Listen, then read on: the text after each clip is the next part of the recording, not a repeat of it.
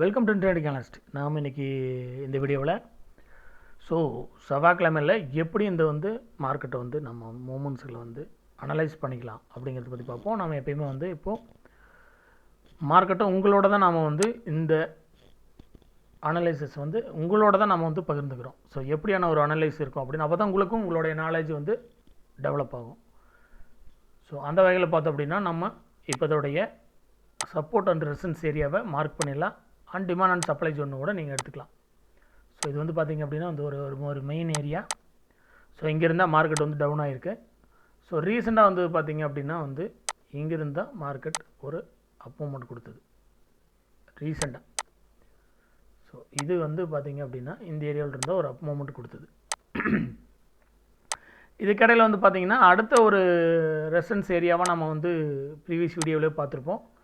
இந்த ஏரியா இந்த ஏரியாவை பார்க்கும்போதே நம்ம தெளிவாக சொல்லியிருந்தோம்.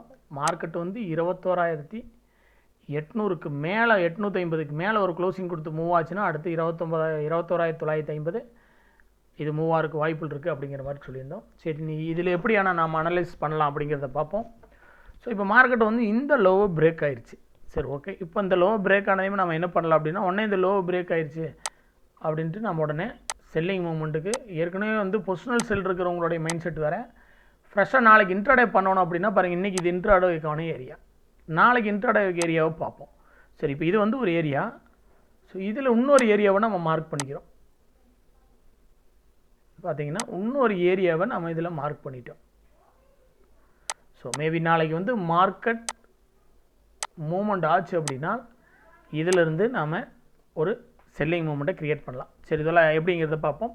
ஃபஸ்ட்டு பார்த்திங்கன்னா அதோட சப்போர்ட் ரெசிஸ்டன்ஸை க்ளியராக பார்த்துடலாம். 21,950 டு நமக்கு 22,050 வரைக்கும் இருக்கிறதெல்லாம் ரெசிஸ்டன்ஸ் ஏரியா. 22,050க்கு மேலே ஒரு க்ளோசிங் கொடுத்து 1 ஹவரில் அதுக்கு மேலே ஒரு பூம் கொடுத்தா மட்டும்தான் மார்க்கெட் நீ ஃபர்தராக அப் மூவ்மெண்ட்டுக்கு போகிறக்கு வாய்ப்புகள் இருக்கும். அப்படி இல்லை அப்படின்னா மார்க்கெட் இந்த இடம் மூவ் ஆனாலும் ரிவர்சலாக இருக்க வாய்ப்புகள் இருக்குது. அந்த வகையில் நம்ம பார்க்கும்போது அடுத்து பார்த்திங்கன்னா ரெண்டாவது ரெசிஸ்டன்ஸ் ஏரியாங்கிறது 21,850. இது ஏன் அப்படின்னா உங்களுக்கே தெரியும், இது ப்ரீவியஸ் லோ. அதுக்கு முன்னாடி ஹை இருந்தது. அதுக்கப்புறம் பார்த்திங்கன்னா இந்த லோ பிரேக் பண்ணி இந்த ஹை, இது lower high, high lower high, low lower low create ஆகிடுச்சு. இது மார்க்கெட்டில் ஒரு டவுன் கொடுக்குறதுக்கு வாய்ப்பு இருக்குது. அந்த டவுன் நமக்கு இந்த ரேஞ்ச் இந்த லோவையும் பிரேக் பண்ணுறதுக்கான பாசிபிலிட்டி இருக்குது அப்படிங்கிறத பார்த்தோம். சடனாக ஒரே அமத்தில் அது ஏரியாவுக்கு வந்துடாது. அது ஒவ்வொரு ஏரியாவாக தன்னோட லெவலை க்ரியேட் பண்ணிகிட்டே தான் அது இந்த இடத்துக்கு வரும். அந்த வகையில் இந்த லோவையும் பிரேக் பண்ணுறதுக்கு பாசிபிலிட்டி இருக்குது. அப்போ நம்ம நெக்ஸ்ட்டாக நம்ம என்ன பண்ணலாம் அப்படின்னா, இங்கேருந்து பை பண்ணலாமான்னா, மறுபடியும் சொல்கிறோம், இந்த இடம் இதுக்கு பைக்கு உகந்த இடம் இல்லை.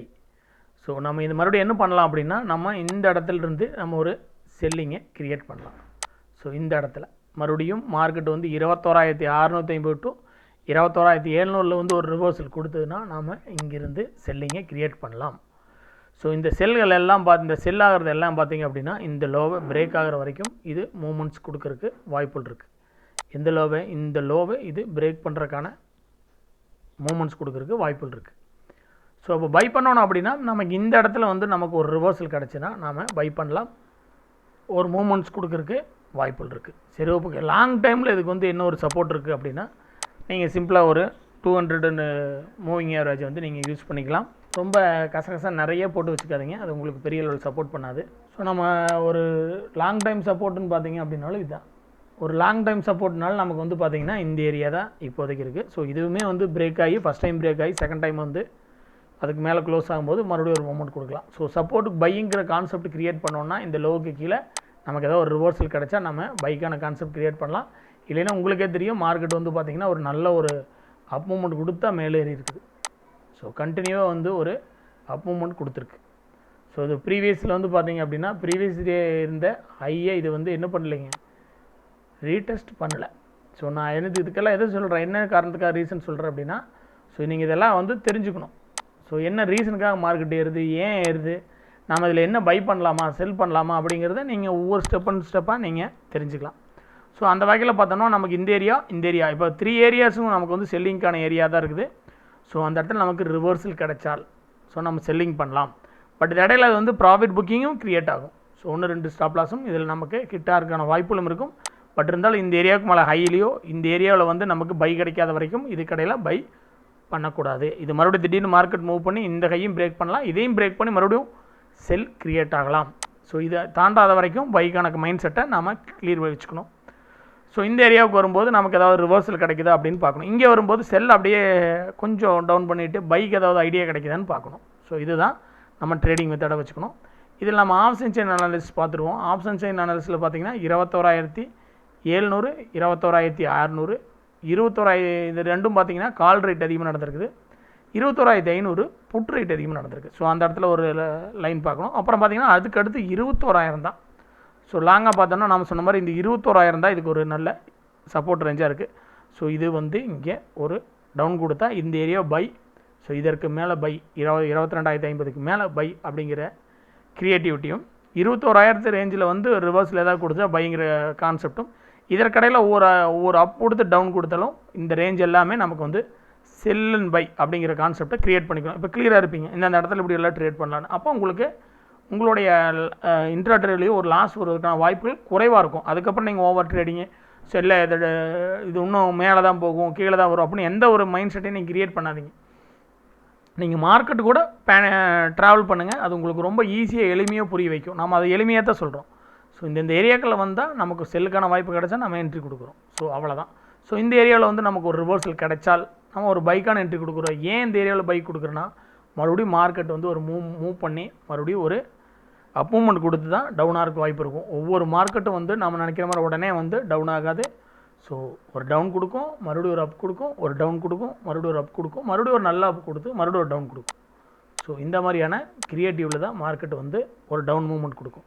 ஸோ அப் மூவ்மெண்ட்டும் இதே மாதிரியான ஒரு மூவ்மெண்ட்டில் தான் அதுக்கு இருக்கும். ஸோ அதை நம்ம புரிஞ்சுக்கணும். அந்த மாதிரியான விஷயங்கள் தெளிவாக இருக்கும்போது நம்ம என்ட்ரி நமக்கு கிளியராக இருக்கும். இப்போ நம்ம நிஃப்டி பார்த்தோம். நிஃப்டியோட ரெசன்ஸ் 21,850, 22,050. அதோடைய சப்போர்ட் பார்த்தீங்கன்னா இப்போதைக்கு 21,600 இருக்குது. ஸோ அதுக்கு கீழே 1 ஹவரில் க்ளோஸ் கொடுத்துருக்கு. மறுபடியும் திரும்பி மேலே போச்சு அப்படின்னா 21,700 நமக்கு செல். ஸோ கீழே 21,500 பிரேக் பண்ணும் பட்சத்தில் அது வந்து மறுபடியும் டவுனாக இருக்கான பாசிபிலிட்டி அதிகமாக இருக்கும். அந்த ஏரியா வந்து 21,000 வரைக்கும் வருவதற்கான வாய்ப்புகளும் அதிகமாக இருக்குது. உடனே சடனாக நடக்காது. ஒரு அப் அண்ட் மூவ் நடந்துட்டு அது வந்து பார்த்திங்க அப்படின்னா உங்களுக்கு ஒரு டவுன் கொடுக்கும். இடையில சிம்பிளாக சொல்லணும் அப்படின்னா ஸோ இந்த ஏரியாவில் வந்து ஒரு ஸ்ட்ரகிள் ஆகும். 21,300 ரேஞ்சில் வந்து அடுத்த லெவலில் வந்து ஒரு செட் ஆகி மறுபடியும் ஒரு மூமெண்ட்ஸ் கொடுத்து இது பிரேக் ஆகலாம். ஸோ இடைநிலையாக இருக்கிறது இந்த ஏரியாவை கூட நீங்கள் எடுத்துக்கலாம். ஸோ நம்ம வீடியோ கொஞ்சம் லென்த்தியாக போகிறதுக்கான வாய்ப்புகளும் இருக்குது. பட் இருந்தாலும் நம்ம அதில் தெளிவாக உங்களுக்கு புரிய வைக்கணும் அப்படிங்கிறதுக்காக தான் இதை நம்ம வந்து மேக் பண்ணுறோம். ஸோ இதுலேயும் நம்ம வந்து முதல்லையே நம்ம சொல்லியிருந்தோம் இதை நம்ம மறுபடியும் இதில் ட்ரா பண்ண வேண்டாம், அதுக்கான டைம் வேஸ்ட் பண்ணாமல். ஸோ ஏற்கனவே ரெசிஸ்டன்ஸ் நம்ம ட்ரா பண்ணியிருந்தோம். இதான் ஃபஸ்ட் ரெசிஸ்டன்ஸாக இருந்தது. ஸோ இதுக்கு முன்னாடி ப்ரீவியஸ்லோ அந்த லோவை இது பிரேக் பண்ணிடுச்சு. ஸோ அதுக்கப்புறம் வந்து பார்த்திங்க அப்படின்னா மறுபடியும் வரும்போது பார்த்திங்கன்னா இந்த ஏரியா எல்லாமே ரெசிஸ்டன்ஸ் ஏரியா தான்.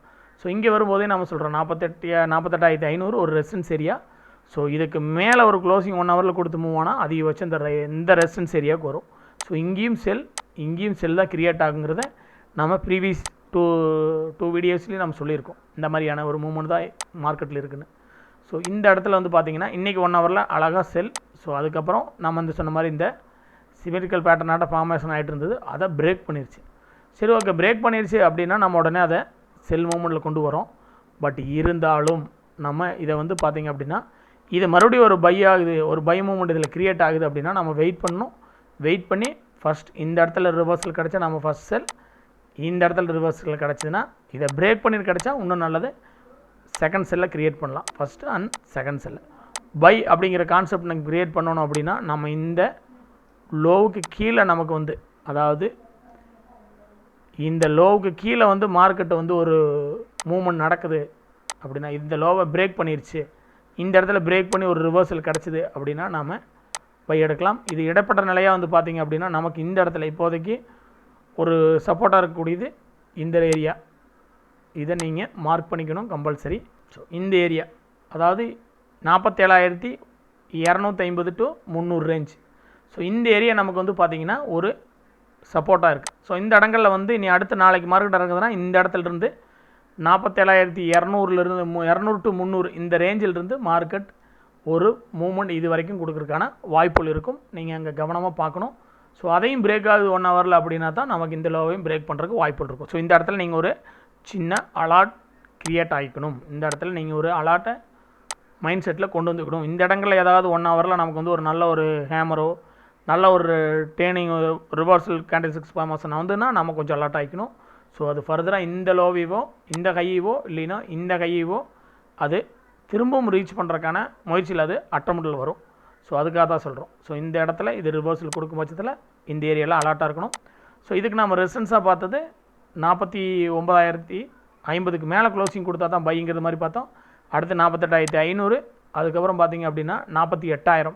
ஸோ இப்போ வந்து இதுக்கு ரெசன்ஸாக இருக்கிறது 48,000. ஸோ இதை பிரேக் பண்ணும் பட்சத்தில் இது வந்து பார்த்திங்கன்னா 47,200 to 300 இந்த 100 பாயிண்ட்ஸ் ரேஞ்சுக்கு மார்க்கெட்டில் உங்களுக்கு வந்து பார்த்திங்க அப்படின்னா ஒரு ரிவர்சல் கிடைக்கிறதுக்கு வாய்ப்பு இருக்குது. அதையும் பிரேக் ஆச்சு அப்படின்னா இந்த லோ, ஸோ இந்த லோவும் பிரேக் பண்ணுறதுக்கு வாய்ப்புகள் அதிகமாக வந்துடும். ஓவராலாக நாம் மறுபடியும் திரும்ப சொல்லிகிட்டு இருந்தது தான், இது வந்து இந்த ஹையை பிரேக் பண்ணும்போது ப்ரீவியஸில் இருந்த ஏர்லி ஹை பிரேக் பண்ணும்போது இது வந்து பார்த்திங்க அப்படின்னா நமக்கு பெரிய லெவலில் ரீடெஸ்ட் பண்ணல. ஸோ பார்த்திங்க அப்படின்னா பெரிய லெவலில் ரீடெஸ்ட் பண்ணல. அதான் 46,480 பிரேக் பண்ணும்போது இது வந்து இந்த இடத்துல ரீடெஸ்ட் பண்ணாமல் இருக்குது. ஸோ அதனால் அடுத்த ஃபர்தராக இந்த இடத்துக்கும் இந்த லோ பிரேக் பண்ணி மூவ்மெண்ட் ஆச்சு அப்படின்னா ஃபர்தராக இந்த ஏரியா 47,000 பிரேக் ஆச்சுன்னா நமக்கு 46,500 ரிவர்ஸில் ரீச் ஆகிறதுக்கு வாய்ப்பு இருக்குது. இங்கிருந்தும் இது இந்த இடம் இந்த 3 இடமும் கொஞ்சம் அலர்ட்டாக இருக்கக்கூடிய இடம். ஏன்னா இது இங்கே இந்த ஏரியாவுக்கு ரிவர்சல் கொடுக்குறதுக்கு வாய்ப்புகள் இருக்குது. ஸோ இதை வந்து சாலிடாக வந்து ஒரு 1 ஹவர் கேண்டில் வந்து நல்ல ஒரு செல்லிங் ப்ரெஷர் கொடுத்தோன்னா நீங்கள் வந்து ரொம்ப பயப்பட வேண்டிய அவசியம் இல்லை. பட் இருந்தாலும் ஒவ்வொரு என்ட்ரிலையும் இந்த ஏரியாக்களை நீங்கள் மைண்டில் ஸ்டோர் பண்ணிக்கணும். ஸோ அந்தந்த இடங்கள் வரும்போது நீங்கள் கவனமாக இருக்கணும். ஸோ ஓவராலாக இது வந்து பார்த்தோம் அப்படின்னா நமக்கு வந்து நிஃப்டிக்கு இந்த பேங்க் நிஃப்டிக்கு பார்த்தோம். இதோடைய ஆப்ஷன் செயின் அனாலிசிஸ் பார்த்துடலாம் அதில் என்ன சொல்லுது அப்படின்னு. ஸோ ஆப்ஷன் செயின் அனாலிசிஸில் பேங்க் நிஃப்டியோடைய புட் அண்ட் கால் ரேட் எங்கே நடந்திருக்குன்னு பார்ப்போம். பார்த்திங்கன்னா நமக்கு 48,000 நல்ல ஹெவியாக வந்து கால் ரேட் நடந்திருக்குது. அதுக்கப்புறம் பார்த்திங்கன்னா 47,800 நடந்திருக்குது. ஸோ நம்ம இதை எடுத்துக்க வேண்டாம், 48,000ங்கிறது ஒரு நல்ல ஒரு ஸ்ட்ராங்காக எடுத்துக்கலாம். ஸோ அதுக்கப்புறம் வந்து பார்த்திங்கன்னா put rate 47,500 put and call rate ஈக்குவலாக நடந்திருக்குது. ஸோ அதனால் வந்து அந்த இடத்துல ஸ்ட்ரகிளாக இருக்குது வாய்ப்புகள் இருக்கும். ஒரு 200 பாயிண்ட் முன்ன பின்ன ஸ்ட்ரகிள் ஆகும். பட் 47,000 அதை விட்டால் நமக்கு வந்து பார்த்திங்கன்னா 46,000. ஸோ இந்த ரெண்டு தான் இந்த வீக்லிக்கான இதாக இருக்குது. பட் நம்ம வீக்லின்னு கால்குலேஷன் எடுத்தோம் அப்படின்னா நமக்கு வந்து வெனஸ்டே வந்து இது வீக்லி ஆப்ஷன் எக்ஸ்பைரி இருக்குது.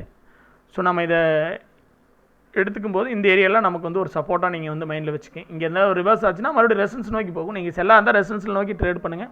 பையும் நீங்கள் ட்ரேட் பண்ணணும்னு ஐடியா இருந்தால் சப்போர்ட்லேருந்து ரிவர்ஸில் ஆகும்போது ஒரு கன்ஃபர்ம் கிடச்சுன்னா சின்ன ரிஸ்க் இருந்தால் மட்டும் நீங்கள் எடுங்க. ஓவராலாக எஃப்ஐஎஸ் டிஐஎஸ் டேட்டாவை பார்த்துருவோம்.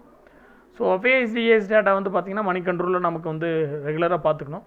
ஸோ அது பார்க்கும்போது நமக்கு வந்து இன்றைக்கி என்ன பண்ணியிருக்காங்கன்னு பார்த்தீங்கன்னா பெரிய அளவில் 2 பேரும் செல்லும் பண்ணல பையும் பண்ணல. ஸோ ஃபஸ்ட்டு அவங்க நியூட்ரல் மைண்டுக்கு வந்திருக்கிறாங்க. ஸோ நாளைக்கு அதுக்கான ரிசல்ட் நமக்கு கிடைக்கிறதுக்கு வாய்ப்பு அதிகம். ஸோ இவங்களும் வந்து பார்த்திங்கன்னா பெரிய அளவில் பை பண்ணல, வெறும் 155 கோடி, இவங்க வெறும் 16 கோடி. ஸோ அப்போ நாளைக்கு நமக்கு ஒரு நல்ல ஒரு மூவ்மெண்ட்டு ஏதோ ஒரு பக்கம் இது க்ரியேட் பண்ணுறதுக்கு வாய்ப்புகள் இருக்குது. ஏதோ ஒரு பக்கங்கிறத விட ஒரு டவுன் சைடில் வந்து ஒரு செல்லிங் ப்ரெஷர் கிடச்சிது அப்படின்னா ஒரு மூவ் ஆகலாம். அங்கேருந்து வந்து நம்மளுடைய சப்போர்ட் ஏரியாக்கெல்லாம் வந்துன்னா கொஞ்சம் அலர்ட் ஆகிக்கணும். ரெசன்ஸில் போச்சுனாலும் மறுபடியும் 48,000 48,500 போனாலும் மறுபடியும் செல்லிங் ப்ரெஷர் க்ரியேட் ஆகிறதுக்கான வாய்ப்புகள் இருக்குது. அதை தான் நம்ம இங்கே நம்ம சொல்லிக்கிறோம். ஸோ தொடர்ந்து நம்ம சேனலை வந்து ஃபாலோ பண்ணிவிட்டு வாங்க. இது ரொம்ப யூஸ்ஃபுல்லாக இருக்கும். நீங்கள் ஏதாவது உங்களுடைய கருத்துக்கள் கமெண்ட்ஸ் வந்து பண்ணுங்கள். Okay, thank you. மறுபடியும் நாளைக்கு ஈவினிங் பார்க்கலாம். ஒரு நல்ல ட்ரேடிங் பண்ணி நல்ல ஒரு ப்ராஃபிட் மேக் பண்ணுங்கள். தேங்க்யூ.